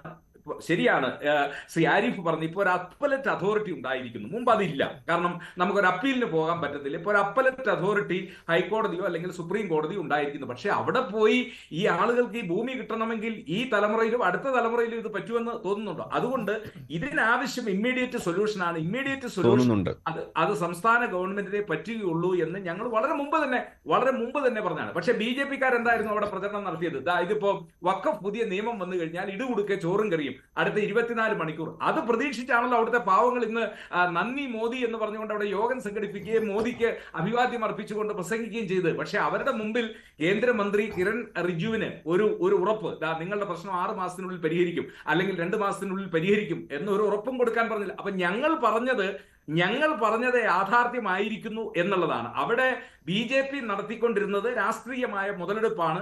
ആ രാഷ്ട്രീയ മുതലെടുപ്പ് BJP-ക്ക് ഉണ്ടാക്കുന്നതിന് വേണ്ടി സംസ്ഥാന ഗവൺമെന്റ് വഴങ്ങിക്കൊടുത്തു. കാരണം പന്ത് ഇപ്പോഴും സംസ്ഥാന ഗവൺമെന്റിന്റെ കോർട്ടിലാണ്. സംസ്ഥാന ഗവൺമെന്റിന് വഖഫ് ബോർഡ് വെച്ചുകൊണ്ട് തീരുമാനമെടുക്കാൻ കഴിയുന്ന ഒരു കാര്യം മാത്രമേ ഇവിടെ ഉള്ളൂ എന്നിരിക്കെ ആ സംസ്ഥാന ഗവൺമെന്റ് അവരവരുടെ ആ വീറ്റോ പവർ അത് വിനിയോഗിക്കുന്നില്ലല്ലോ. അവര് ഈ കളി കാണുന്നതിന് വേണ്ടി അല്ലെങ്കിൽ BJP-ക്ക് അവിടെ അവസരം ഉണ്ടാക്കി കൊടുക്കുന്നതിന് വേണ്ടി അവര് ഈ എന്താ പറഞ്ഞ ഇത് ഇങ്ങനെ വിട്ടുകൊടുക്കുന്നു എന്നുള്ളതാണ്. അതുകൊണ്ട് തന്നെയാണ് VD സതീശൻ പറഞ്ഞത് സംസ്ഥാന ഗവൺമെന്റ് വിചാരിച്ചാൽ 10 മിനിറ്റ് കൊണ്ട് പരിഹരിക്കാൻ കഴിയുന്ന ഈ ഇഷ്യൂ ഇത്രയും വഷളാക്കിയിരിക്കുന്നു. അത് വഷളാക്കി മുള്ളുകൊണ്ട് എടുക്കേണ്ടത് ഇപ്പൊ JCB-ക്ക് പോലും എടുക്കാൻ പറ്റാത്ത രീതിയിൽ ഇപ്പോൾ ശ്രീ RV ബാബു, ഹിന്ദു ഐക്യവേദിയുടെ സംസ്ഥാന പ്രസിഡന്റ്, അദ്ദേഹം കൂടി ചേരുകയാണ്. ശ്രീ RV ബാബു, 2 വിഷയങ്ങളുണ്ട് ചർച്ചയ്ക്ക്. ഒന്ന് ബംഗാളിലെ കലാപമാണ്. പിന്നെയുള്ളത് മുനമ്പത്ത് നിന്ന് കിരൺ റിജിജുവിന് കൃത്യമായ ഒരു ഉറപ്പ് കൊടുക്കാൻ പറ്റാത്തത്. അതൊരു ലേറ്റസ്റ്റ് ന്യൂസ് എന്ന സ്ഥിതിക്ക് അതിലേക്കൂടെ വന്നിട്ടുണ്ട്. ശ്രീ RV ബാബു, ഇപ്പോൾ ഈ ബംഗാളിൽ നടക്കുന്നത് എന്താണ്? അതിനെക്കുറിച്ച് താങ്കളുടെ ഒരു വിലയിരുത്തൽ എന്താണ്? ബംഗാളിൽ നരനായാട്ടാണ് അരങ്ങേറിക്കൊണ്ടിരിക്കുന്നത്. നമ്മൾ ഇതിനു മുൻപ് സമാനമായ രീതിയിൽ ബംഗാളിൽ ഒരുപാട് തവണ ഏകപക്ഷീയമായ ആക്രമണം അവിടുത്തെ ഹിന്ദുക്കൾക്ക് നേരെ സംഘടിതമായിട്ടുള്ള മതശക്തി എന്നുള്ള നിലയ്ക്ക് മുസ്ലിം സമുദായത്തിന്റെ ഭാഗത്തു നിന്ന്, പ്രത്യേകിച്ച് മത തീവ്രവാദികൾ എന്നുള്ള നിലയ്ക്ക് വലിയ തോതിലുള്ള ആക്രമണങ്ങൾ നടന്നതായിട്ട് നമ്മൾ കണ്ടിട്ടുണ്ട്. ഒട്ടനവധി ആക്രമണങ്ങൾ ഇതിനു മുമ്പും റിപ്പോർട്ട് ചെയ്തിട്ടുണ്ട്.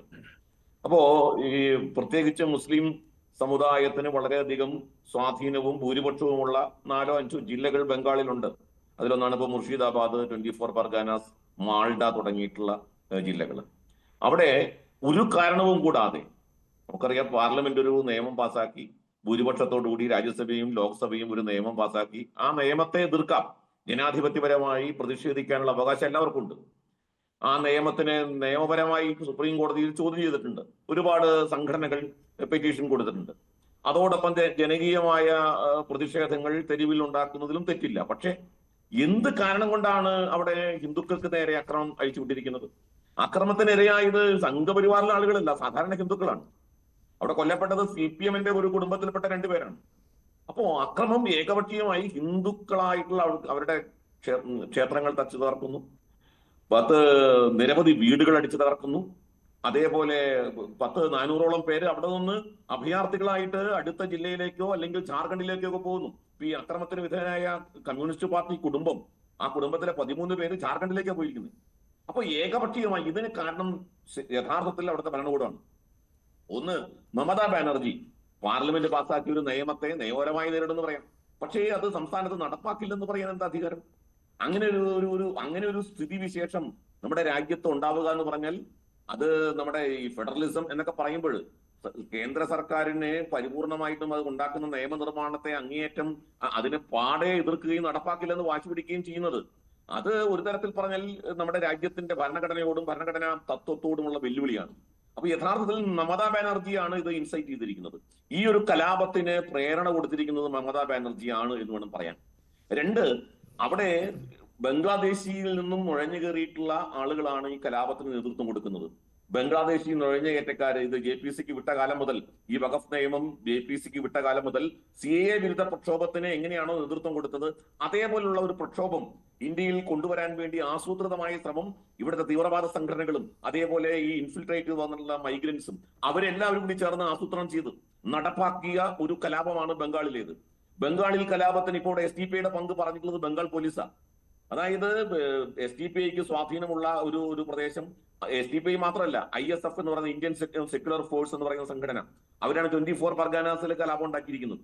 അപ്പോൾ മുസ്ലാമിക തീവ്രവാദ സംഘടനകളെ ഇവർ ഇത്തരത്തിലുള്ള തീവ്രവാദ സംഘടനകൾക്ക് എല്ലാവിധ ഒത്താശയും പ്രേരണയും അതനുസരിച്ച് മുസ്ലിങ്ങളുടെ സ്വത്തുക്കൾ കവർന്നെടുക്കാൻ വേണ്ടിയാണ് ഈ വഖഫ് ഭേദഗതി നിയമം എന്ന വ്യാജ പ്രചരണവും സൃഷ്ടിച്ചുകൊണ്ട് കമ്മ്യൂണിസ്റ്റ് പാർട്ടിയും കോൺഗ്രസും ഈ കലാപത്തിന് മരുന്നിട്ട് കൊടുക്കാൻ, അതിന് ഇന്ധനം പകർന്നു നൽകുന്നതിൽ വലിയ തോതിൽ പങ്കുവഹിച്ചിട്ടുണ്ട്. പക്ഷെ അവിടെ CPM-ന്റെ 2 പ്രവർത്തകർ കൊല്ലപ്പെട്ടിട്ടുണ്ട്. അപ്പോൾ ആ കൊലപാതകത്തിന് ശേഷം CPM-ന്റെ ബംഗാൾ സംസ്ഥാന സെക്രട്ടറി മുഹമ്മദ് സലീം, അദ്ദേഹത്തിന്റെ ഒരു പ്രസ്താവന അത് ഇങ്ങനെയായിരുന്നു: മുർഷിദാബാദ് സംഭവത്തിന് പിന്നിൽ തൃണമൂൽ BJP സഖ്യമാണ്. അവിടെ ഒരിടത്തും SDP-യുടെ പേരോ ജമാഅത്തെ ഇസ്ലാമിയുടെ പേരോ ഒന്നും ഇല്ല.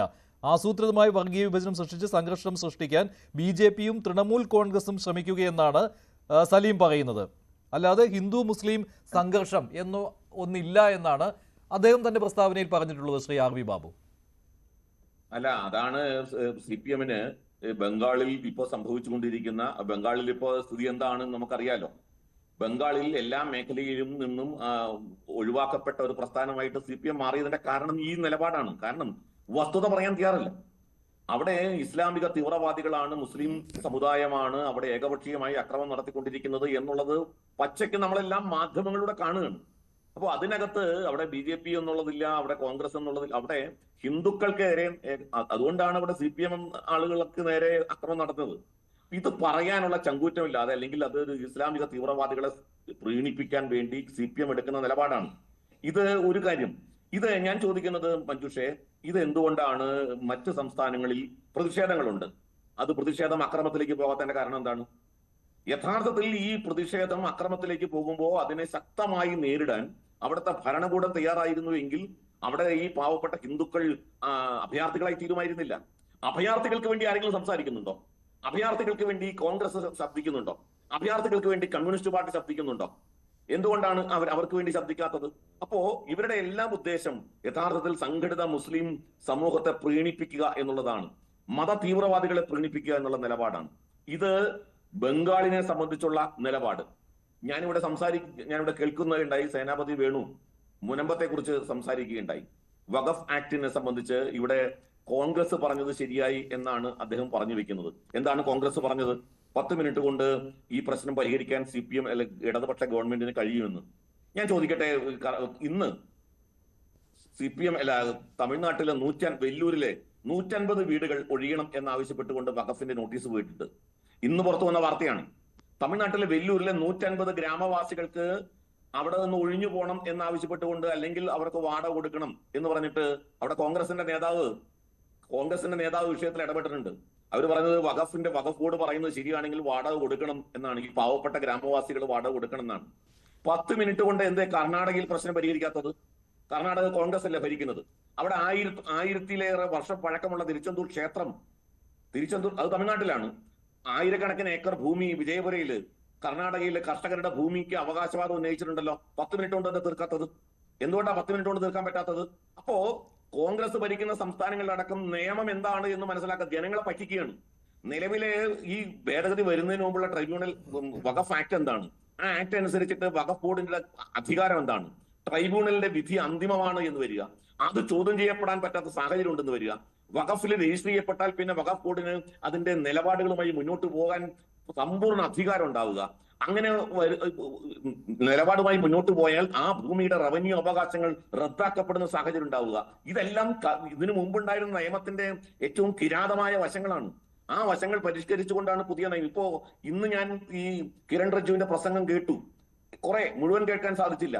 അദ്ദേഹം വളരെ വ്യക്തമായിട്ട് പറഞ്ഞു, ഞാൻ ഒരു ഭരണഘടനാ പദവിയിൽ ഇരിക്കുന്ന ഒരാളാണ്, എനിക്ക് ഈ കേസ് നിലവിൽ കോടതിയിൽ ഇരിക്കുന്നത് കൊണ്ട് എനിക്ക് ഈ കാര്യത്തിൽ കുറിച്ച് പറയാൻ കുറച്ച് പരിമിതികളുണ്ട്.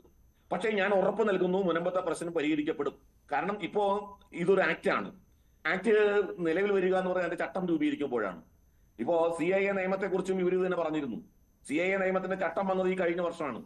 CIA നിയമത്തിനനുസരിച്ച് ആ ചട്ടം രൂപീകരിക്കപ്പെടുന്ന സമയത്ത് ആ ചട്ടത്തിനനുസരിച്ച് ഇപ്പോ ഈ പറയുന്ന അനധികൃത പൗരന്മാരെ കണ്ടെത്തി അവരെ ഡിറ്റൻഷൻ സെന്ററിലേക്ക് അയക്കുന്ന, കേരളത്തിൽ പോലും അറസ്റ്റ് ചെയ്തില്ലേ? അനധികൃത ബംഗ്ലാദേശി പൗരന്മാരെ കണ്ടെത്തി അറസ്റ്റ് ചെയ്തില്ലേ? അവരെ എന്ത് ചെയ്തു? അവർക്ക് സർക്കാർ പൗരത്വം കൊടുക്കാൻ സാധിച്ചോ? പിണറായി വിജയൻ പറഞ്ഞില്ലേ ഞങ്ങൾ ഇവിടെ നടപ്പാക്കൂലെന്ന്? ഇവിടെ ബംഗ്ലാദേശി പൗരന്മാരെ അറസ്റ്റ് ചെയ്തില്ലേ? അപ്പോൾ ഇതെല്ലാം വെറുതെ ജനങ്ങളെ പറ്റിക്കുന്ന പരിപാടിയാണ്. യഥാർത്ഥത്തിൽ നടക്കാൻ പോകുന്നത് കിരൺ റിജ്ജു പറഞ്ഞ പോലെ അതിന്റെ ചട്ടങ്ങൾ രൂപീകരിക്കപ്പെട്ട് കഴിഞ്ഞാൽ കേന്ദ്ര സർക്കാർ കേരള സർക്കാരിന്റെ നിർദ്ദേശം കൊടുക്കും.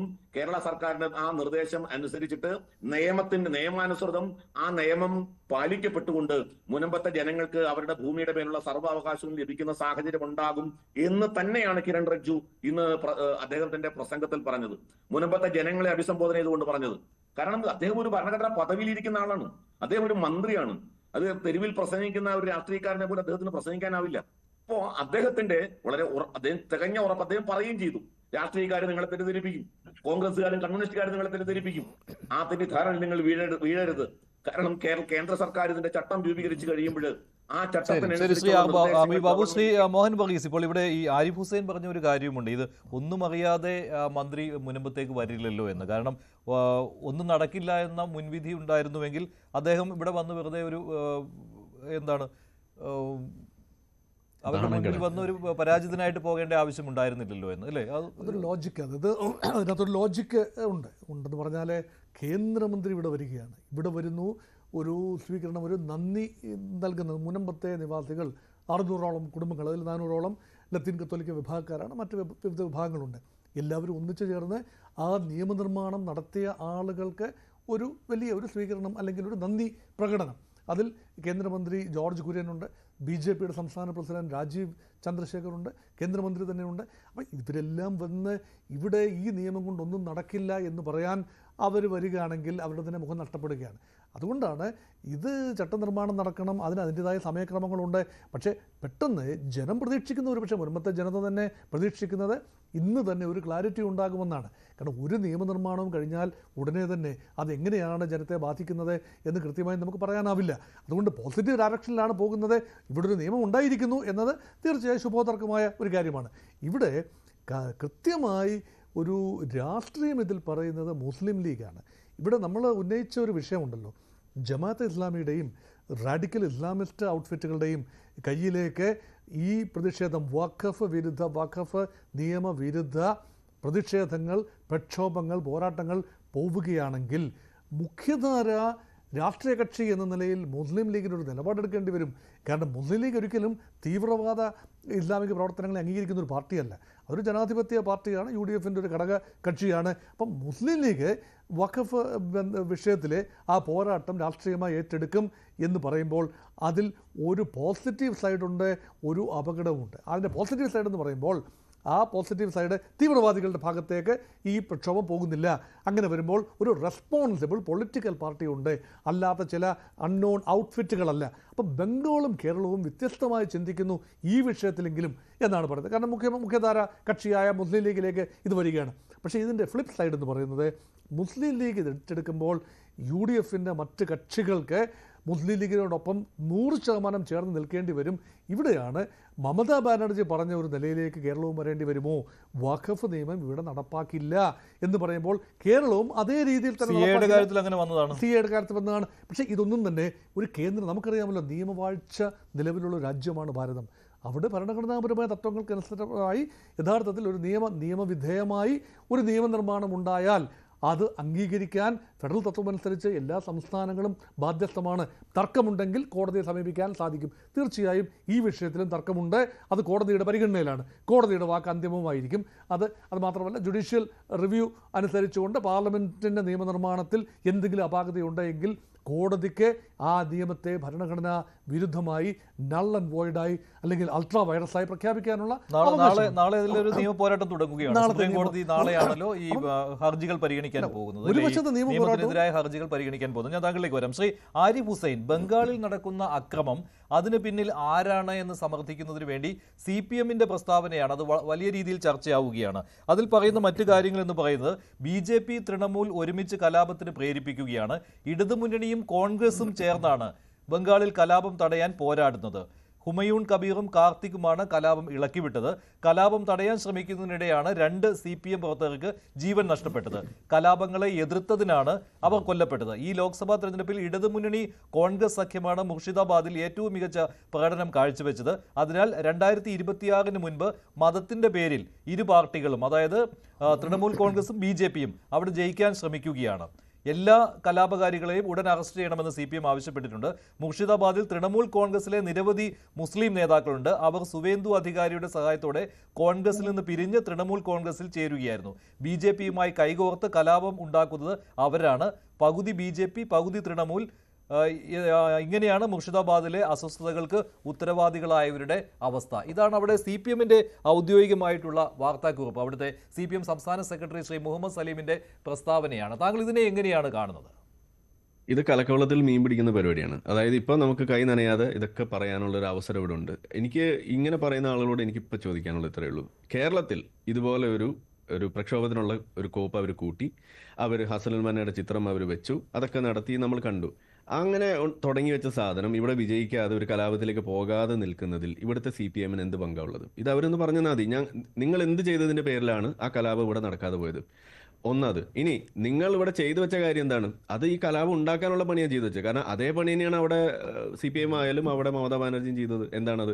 ഇത് ഇവിടെ നടപ്പിലാക്കില്ല എന്ന് പറയുന്നു, ഇത് മുസ്ലിങ്ങളെ വേട്ടയാടുന്ന സാധനമാണെന്ന് പറയുന്നു, ജനോസൈഡ് ആണെന്ന് പറയുന്നു, ഇത് ഈ മൈനോറിറ്റി വേട്ടയാണെന്ന് പറയും. ഇതൊക്കെ അവരും ഇവരും പറഞ്ഞ കാര്യം തന്നെയാണ്. അപ്പോൾ എല്ലാ കാര്യങ്ങളും അവിടെ ബംഗാളിൽ പറഞ്ഞതും കേരളത്തിൽ പറഞ്ഞതും CPM കോൺഗ്രസും അവിടെ ഒറ്റക്കെട്ടാണ്. CPMും കോൺഗ്രസും ഒറ്റക്കെട്ടായി നിന്ന് CPMന്റെ പ്രസ്താവനയാണെങ്കിലും അതിൽ കോൺഗ്രസിനെയും അതേ ഗ്രൂപ്പിൽ തന്നെ ചേർത്തിരിക്കുകയാണല്ലോ. CPM കോൺഗ്രസ് എന്നാണ് അതിലേക്കാണ് വരുന്നത്. അതൊരു കാര്യം. അതായത് ആ പറയാവുന്ന കാര്യം എന്താന്ന് പറഞ്ഞാൽ ഇവിടെ സേനാപതി പറയണ്ടായി. അതായത് ഇത് ഒരു 10 മിനിറ്റ് കൊണ്ട് തീർക്കാൻ പറ്റുന്ന ഒരു പ്രശ്നമായിരുന്നു. ഒരു ചെറിയൊരു തോണ്ടി കൊണ്ട് എടുക്കാൻ പറ്റുന്ന സാധനം ഇന്നിപ്പോൾ JCB കൊണ്ട് എടുക്കാൻ പോലും പറ്റാത്ത അവസ്ഥയിലേക്ക് കൊണ്ടെത്തിച്ചത് ഇവിടുത്തെ ഭരണകൂടമാണെന്ന് പറഞ്ഞു.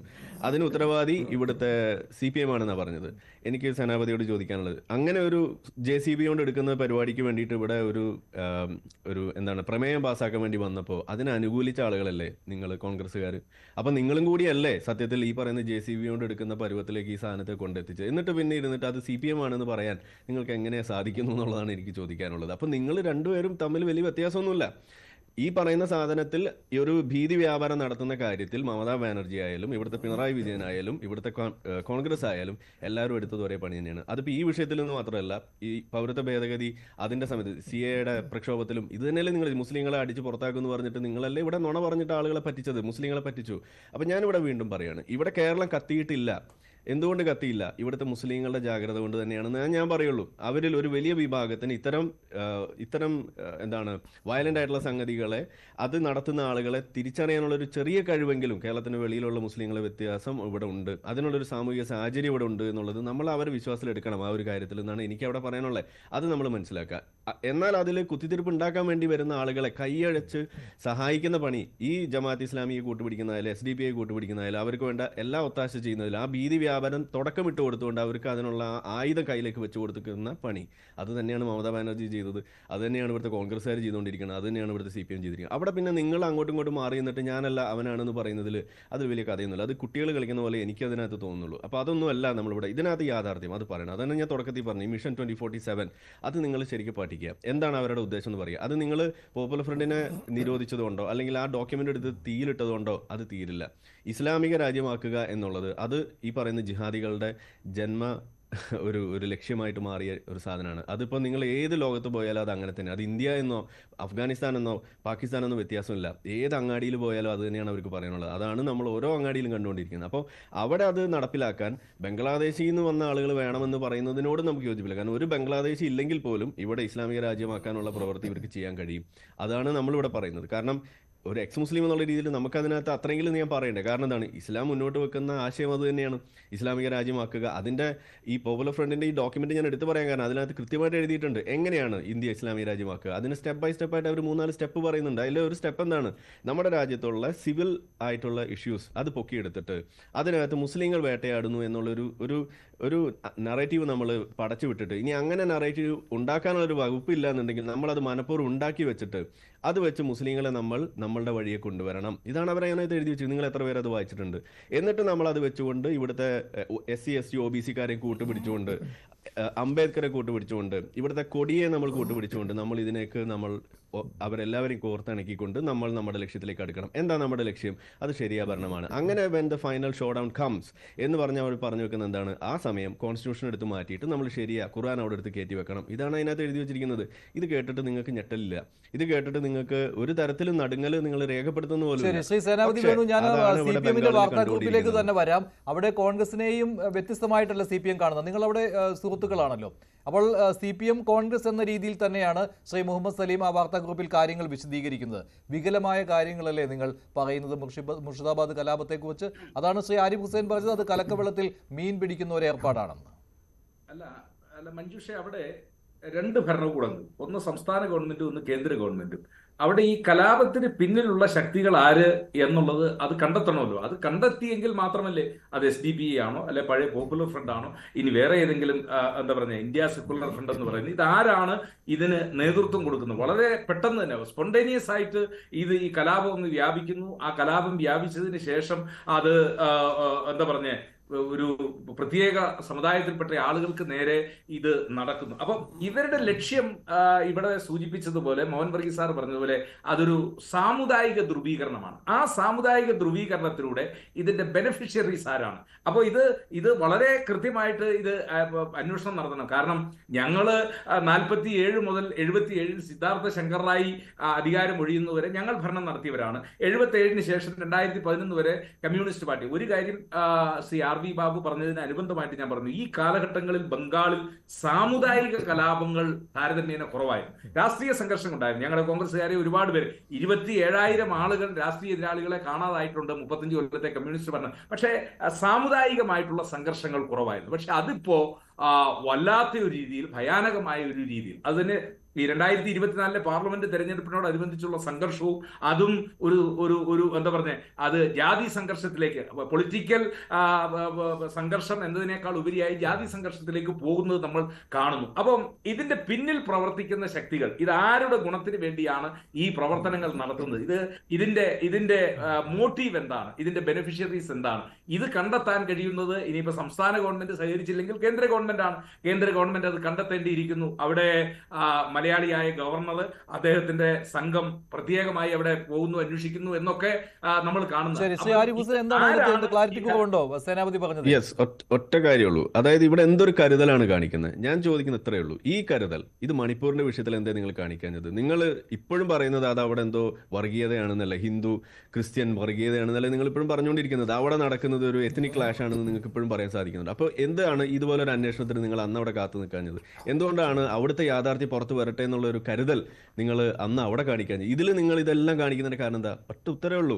ഇവിടെ ഇരകളായിട്ട് വന്നിരിക്കുന്നത് ഹിന്ദുക്കളും ഇവിടുത്തെ പെർപെട്രേറ്റേഴ്സ് ആയിട്ട്, ഇതിന്റെ ഈ അക്രമകാരികളായിട്ട് വന്നിരിക്കുന്നത് ജിഹാദികൾ ആയിട്ടുള്ള, മുസ്ലിങ്ങളിൽ പെട്ടിട്ടുള്ള ജിഹാദികളായതുകൊണ്ട് തന്നെയാണ്. അത് സമ്മതിക്കൂ, എന്നിട്ടേ മുന്നോട്ട് പോകാൻ പറ്റും. എന്നാലേ ചർച്ച നമുക്ക് ഇവിടെ ഇതുകൊണ്ട് എന്തെങ്കിലും ഗുണം ഉണ്ടാവുള്ളൂ. അല്ല, സ്വാഭാവികമായിട്ടും അത് തന്നെയാണ് ഞാൻ പറഞ്ഞത്. ഇതിന്റെ പിന്നിൽ ആരെ എന്നുള്ളത് കണ്ടെത്തിയേ മതിയാവുള്ളൂ. അങ്ങനെ കണ്ടെത്തിയില്ല, അത് മണിപ്പൂരിൽ നിങ്ങൾ ചെയ്തില്ല എന്നാ ഞാൻ പറഞ്ഞത്. സേനാപതി വേണു, ബംഗാളിൽ ഇപ്പോൾ മുർഷിദാബാദിലെ അക്രമത്തിന്റെ പിന്നിൽ തൃണമൂൽ BJP എന്നുള്ള ആ CPM-ന്റെ നറേറ്റീവ് ഉണ്ടല്ലോ, അത് തന്നെയല്ലേ കോൺഗ്രസിന്റെ നറേറ്റീവും? അല്ല ഞാൻ പറഞ്ഞത് അത് തന്നെയാണ്. അവിടെ കലാപം രൂപപ്പെട്ട് കഴിഞ്ഞാൽ ആ കലാപത്തിലൂടെ സംസ്ഥാനത്ത് മൊത്തത്തിലുണ്ടാകുന്ന രാഷ്ട്രീയ ധ്രുവീകരണം, ആ ധ്രുവീകരണം ആഗ്രഹിക്കുന്ന ശക്തികൾ അവിടെ ഉണ്ടോ എന്നുള്ള കാര്യം സമഗ്രമായി അന്വേഷിക്കേണ്ടിയിരിക്കുന്നു. അത് അന്വേഷിച്ച് പുറത്തു വന്നുവെങ്കിൽ മാത്രമേ ഇതെവിടെ നിന്നാണ് ഈ പെട്ടെന്ന് ഈ തീ ആളുന്നത്, ഈ ആളാനുള്ള കാരണം എന്ത്? അത് അവരുടെ പ്രസംഗത്തിൽ വ്യക്തമല്ലേ? അവര് പച്ചക്കല്ലേ പറയുന്നത് ഹിന്ദുക്കളെ ഞങ്ങൾ വേട്ടയാടും. ഇത് TV നിങ്ങൾ കാണുന്നില്ല? എന്താ ന്യൂസ് നിങ്ങൾ കാണാത്തത്? അവിടെ അവർ പച്ചയ്ക്ക് പറഞ്ഞുകൊണ്ടിരിക്കുകയാണ്. കൊടി ഉയർത്തിയിരിക്കുന്നത് പാലസ്തീന്റെ കൊടിയും അതുപോലെ മറ്റേ ഹമാസിന്റെ കൊടിയൊക്കെയാണ് അവർ ഉയർത്തി വെച്ചിരിക്കുന്നത്. അവർ പച്ചയ്ക്കാ പറയുന്നത് ഹിന്ദുക്കളെ വേട്ടയാടും, നിങ്ങളെ വീട്ടിൽ നിന്ന് പുറത്തിറക്കും, നിങ്ങളെ ആണുങ്ങളെ കൊല്ലും, പെണ്ണുങ്ങളെ വെച്ച് ഞങ്ങൾ നിങ്ങൾക്ക് കുടുംബം ഉണ്ടാക്കി തരാമെന്ന് വരെ പച്ചയ്ക്ക് പറയാണ്, കാഫറുകളെ എന്ന് വിളിച്ചിട്ട്. നിങ്ങൾക്ക് എന്താ അത് കാണാൻ പറ്റാത്തത്? ഇതിലെന്താണ് അന്വേഷണം നടത്തേണ്ട കാര്യം എന്നുള്ളത്? നിങ്ങൾ വാർത്ത കണ്ടാ പോരെ? അല്ല, ഞാൻ ചോദിക്കുന്നത്, ഇനി ഒരു സംസ്ഥാന ഭരണകൂടം തകർന്നുവെങ്കിൽ അവിടെ ഒരു കേന്ദ്ര ഗവൺമെന്റ് ഇടപെടൽ നടത്താമല്ലോ. എന്തേ അങ്ങനെ ഒരു ഇടപെടലിലേക്ക് കാര്യങ്ങൾ പോകുന്നില്ല? അപ്പോ കുറെ ഓക്കെ, കാര്യങ്ങൾ അത് പറഞ്ഞത് നന്നായി. ഇനി ഇടപെടുമ്പോ ഇന്ന് എന്തുകൊണ്ട് ഇടപെട്ടു എന്ന് ചോദിക്കാതെ, അത്രേ എനിക്ക് പറയാനുള്ളൂ. തീർച്ചയായിട്ടും ഇടപെടണമല്ലോ. നിർദോഷികളായ ആളുകൾ കൊല ചെയ്യപ്പെടുന്നു, അവർ ആട്ടിപ്പായിക്കുന്നിടത്ത് ഭരണകൂടത്തിന്റെ ഇടപെടലുകൾ ഉണ്ടാകണമല്ലോ. അവിടെ ജാതിയോ മതമൊന്നും പ്രശ്നമല്ലോ, അവിടെ ഗവൺമെന്റ് ശക്തമായ ഇടപെടലുകൾ ഉണ്ടാകണം. കാരണം ഇത് അടിച്ചമർത്തിയേ മതിയാവൂ, അതല്ലാതെ ഇതിനപ്പുറത്തേക്ക് വേറെ ഒന്നുമില്ല. ഈ ഇഷ്യൂസിനെ അടിച്ചമർത്തിയേ മതിയാവൂ. സംസ്ഥാന ഗവൺമെന്റ് പരാജയപ്പെട്ടാൽ കേന്ദ്ര ഗവൺമെന്റ് ഇടപെടണം. ശരി, ശ്രീ ആർവി ബാബു പറഞ്ഞോളൂ. എങ്ങനെ സേനാപതി അഫ്പ നടപ്പാക്കാൻ ആവശ്യപ്പെടുവോ ബംഗാളിൽ? അല്ല, ബംഗാളിൽ അത് നടപ്പാക്കേണ്ട രാഷ്ട്രീയ സാഹചര്യം ഇല്ലല്ലോ. അല്ല അത് ആംഡ് ഫോഴ്സിന്റെ പ്രത്യേക ആർവി ബാബു ആംഡ് ഫോഴ്സിന്റെ പ്രത്യേക നിയമം എന്തുകൊണ്ടാണ്? അല്ല ഞാൻ സൈന്യത്തിന്റെ ഭാഗമായിട്ട് നിന്ന ഒരാളെ എനിക്ക് അതിനെ കുറിച്ച് വളരെ കൃത്യമായിട്ട് അറിയാവുന്നതുകൊണ്ട് പറയുന്നു. അത് ചില പ്രദേശങ്ങളിൽ നടപ്പിലാക്കേണ്ടത് അവിടെ വളരെ പ്രത്യേകമായ രീതിയിൽ തീവ്രവാദ പ്രവർത്തനങ്ങളും രാജ്യവിരുദ്ധ പ്രവർത്തനങ്ങളും ലോക്കൽ പോലീസിനോ ലോക്കൽ ഗവൺമെന്റിനോ തടയാൻ പറ്റാത്തത് കൊണ്ട് മാത്രമാണ് ആ നിയമം അവിടെ ആംഡ് ഫോഴ്സിന്റെ പ്രത്യേക നിയമം അവിടെ നടപ്പിലാക്കിയത്. അത് എന്നാ പിന്നെ നമുക്ക് അടിയന്തരാവസ്ഥയാക്കി കളയാം. ബംഗാളിൽ ഇടപെടേണ്ടത് പിന്നെ നമുക്ക് അടിയന്തരാവസ്ഥയാക്കി കളയാം. അല്ല, അടിയന്തരാവസ്ഥയാക്കി കളയാമെന്ന് പറയുന്നത് അടിയന്തരാവസ്ഥ വരേണ്ട സാഹചര്യം അടിയന്തരാവസ്ഥ വരാതെ പറ്റത്തില്ലോ. അല്ല, എങ്ങനെയാന്ന് പറയും. എന്തുകൊണ്ടാണ് ശ്രീ ആർവി ബാബു ഭരണഘടനയിൽ അടിയന്തരാവസ്ഥ നടപ്പിലാക്കാമെന്നുള്ള ആ പ്രൊവിഷൻ എഴുതി വെച്ചിരിക്കുന്നത്? അടിയന്തരാവസ്ഥ നടപ്പിലാക്കേണ്ട സാഹചര്യം വന്നാൽ അടിയന്തരാവസ്ഥ നടപ്പിലാക്കിയേ മതിയാവൂ. കാരണം അത് രാജ്യത്തിന്റെ എന്താ പറഞ്ഞ അഖണ്ഡതയെ തകർക്കുന്ന നീക്കം വരുമ്പോൾ അത് അടിയന്തരാവസ്ഥ നടപ്പിലാക്കേണ്ടി വരും. ഇവിടെ ഇപ്പോ നിയമമോ അഫ്സയോ അതോ അല്ല എന്താ പറഞ്ഞ എമർജൻസിയോ അല്ല ഇപ്പൊ നടപ്പിലാക്കേണ്ടത്. മറിച്ച് അവിടെ കലാപകാരികൾ അവസാനമായിട്ടൊരു കാര്യം, ഒറ്റ കാര്യം. കലാപകാരികൾ എന്ന് പറയുമ്പോൾ അവിടെ കോൺഗ്രസിന്റെ നിലപാട് എന്ന് പറയുന്നത് തൃണമൂലും BJP-യും അവിടെ കലാപം നടത്തുന്നു. ആ കലാപം നേരിടുന്നത് CPM-ഉം കോൺഗ്രസും ചേർന്നാണ്. അതല്ലാതെ മറ്റൊരു നിലപാടില്ലല്ലോ ശ്രീ സേനാപതി വേണു. അല്ല, അവിടെ കലാപം നടത്തുന്നത് രാഷ്ട്രീയത്തിന്റെ മറവിൽ ചില ആളുകൾ കലാപം നടത്തുന്നു. ആ കലാപത്തിന് ഇപ്പൊ ചിലപ്പോ തൃണമൂൽ കോൺഗ്രസിന്റെയോ അല്ലെങ്കിൽ BJP-യോ അവരെങ്ങനെ പിന്തുണ കൊടുക്കുന്നു എന്ത് ആ പിന്തുണയെ കുറിച്ചുള്ള ശ്രീ ആർവി ബാബു, രാഷ്ട്രീയ വൈര്യം തീർക്കുന്നതിനുള്ള പ്രക്ഷോഭം എന്ന രീതിയിലാണ് കോൺഗ്രസ് ഇപ്പോഴും അതിനെ കാണുന്നത്.